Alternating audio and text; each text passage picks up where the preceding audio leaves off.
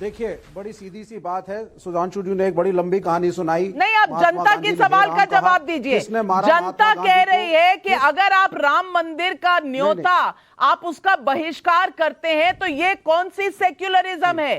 क्या ये इस देश के 80% हिंदुओं को चोट पहुंचाने की बात नहीं है? ये कौन सी सेक्युलरिज्म है? इस पर जवाब दीजिए।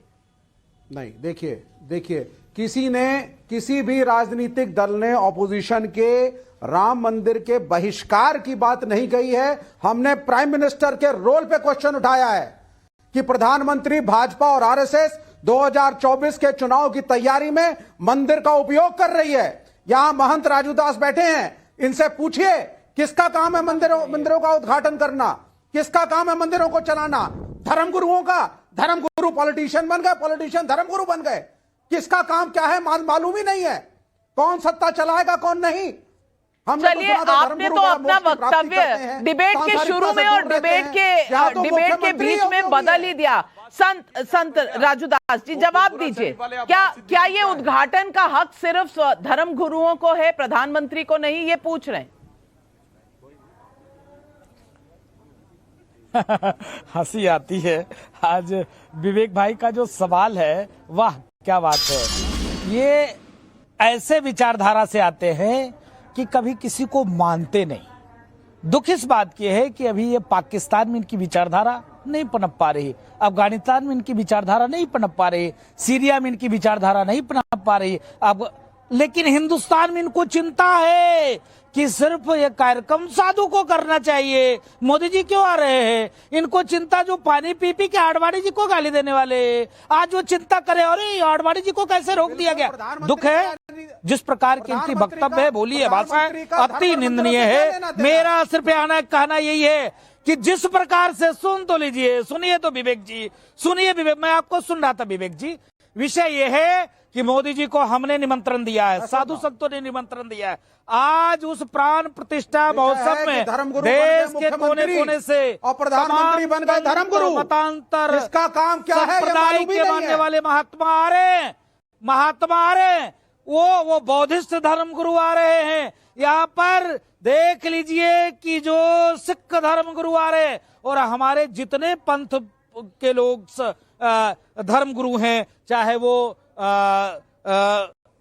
द्वाराचार्य मेरे हो, चाहे वो रामानंदाचार्य हो, चाहे वो निवारकाचार्य हो, चाहे हमारे रामानंदाचार्य शंकराचार्य हो, सारे लोग आ रहे हैं, किसी को तकलीफ नहीं है। लेकिन आप लोग को तकलीफ कितनी हो रही है? आपको बहुत ज्यादा तकलीफ हो रही। कैसे राम जन्मभूमि मंदिर में मोदी आ रहा है, भाजपा ऐसा कर रहा है। अरे भाई, आपने राम को नकारा, जो मेरे साथ है हम उसको बुलाएंगे, हम मनोज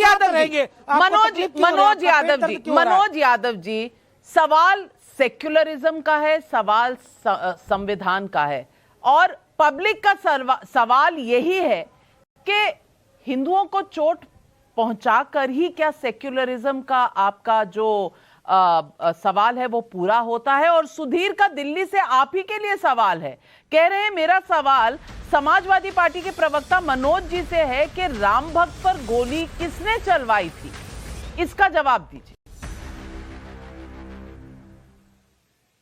बिल्कुल सही प्रश्न किया और मैं इंतजार कर रहा था कि कोई तो पूछेगा। बीजेपी की तरफ से नहीं आया और लोगों की तरफ से नहीं आया, पब्लिक पूछ रही है। अगर किसी और समाजवादी पार्टी के किसी नेता ने कोई हाँ, अरे हम सबकी बात का जवाब देंगे ना क्या जी, हम किसी से भागते थोड़ी नहीं है ना डरते हैं, दोनों बातें स्पष्ट हैं।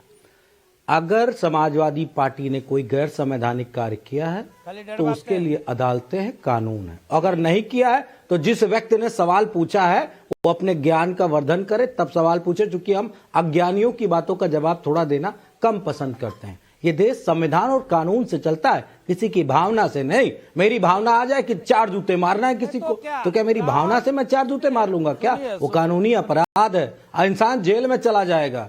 समझ गए?